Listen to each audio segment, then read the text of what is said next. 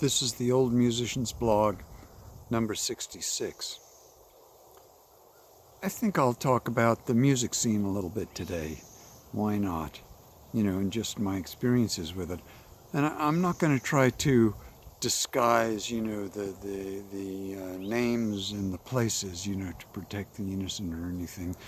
I know that it's possible, remotely possible, that local people might discover me on YouTube and,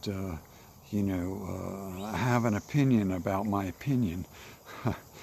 But, that seems to be a pretty small chance as the way things are going at the moment, as I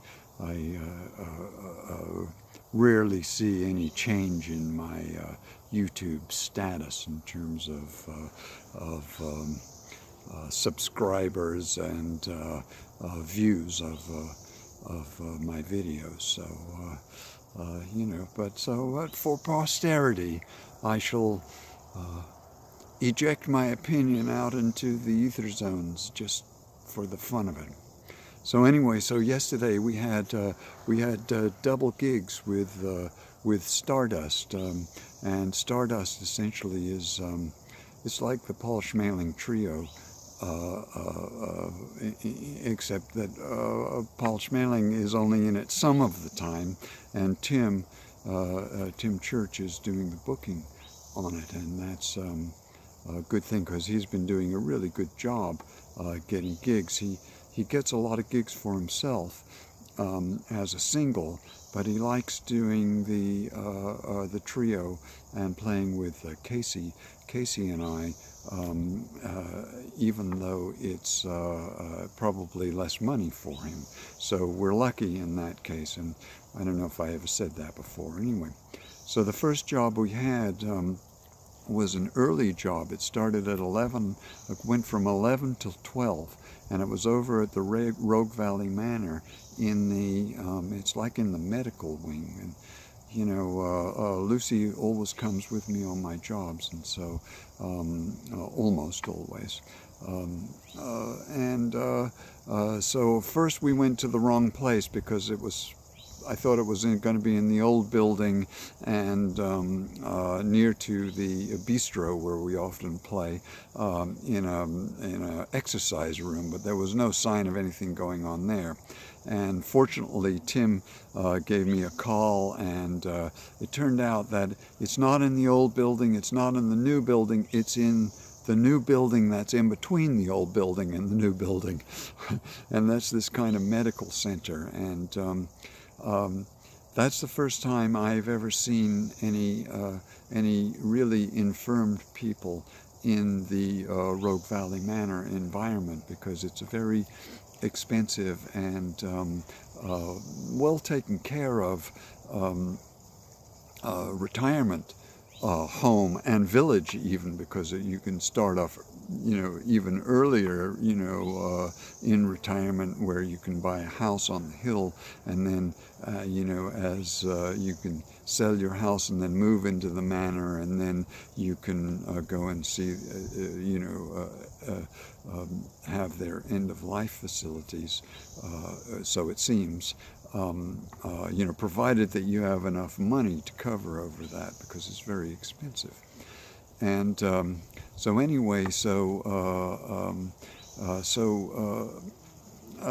what we were playing for is really much more of a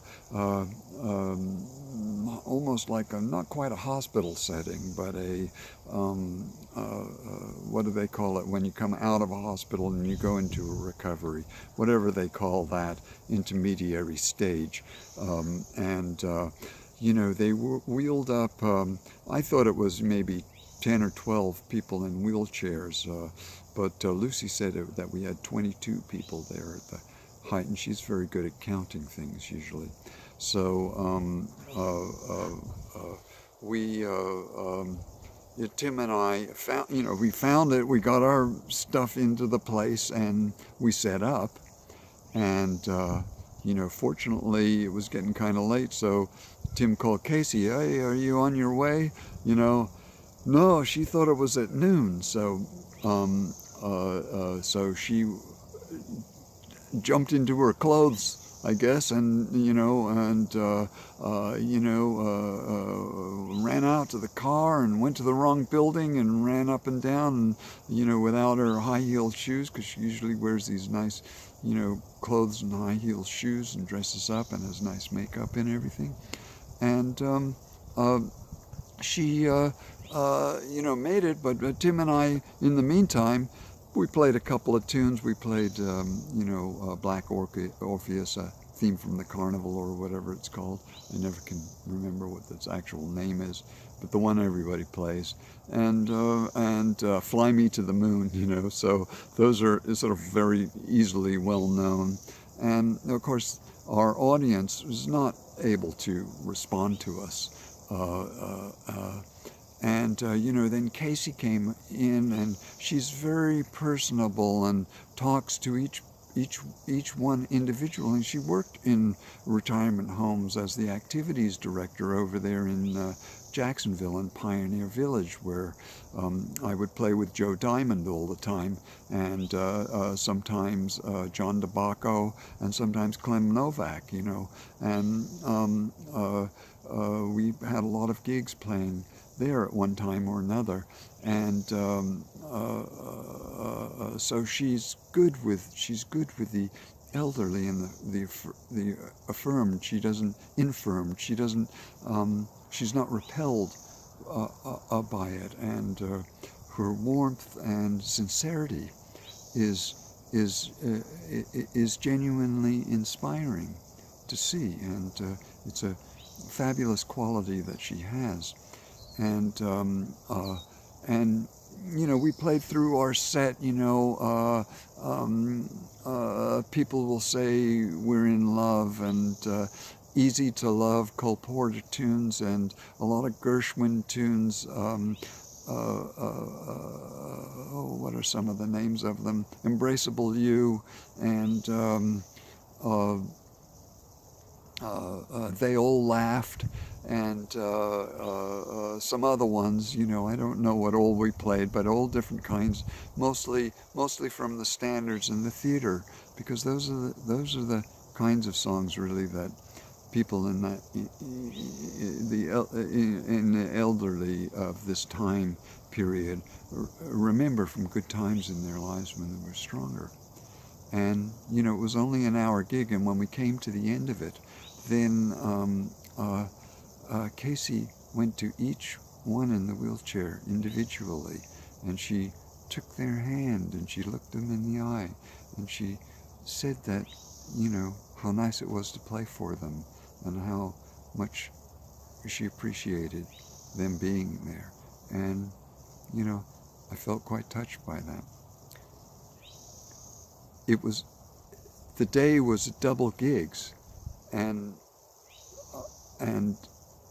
I thought I would just talk about both of those gigs, but this one had so much going on in it, in terms of the meaningfulness of what the music can be to people, and how it can bring life. And I don't really believe in hope, but at least a feeling of caring that is healing, has a healing energy and vibration for the people, for the humans on the planet.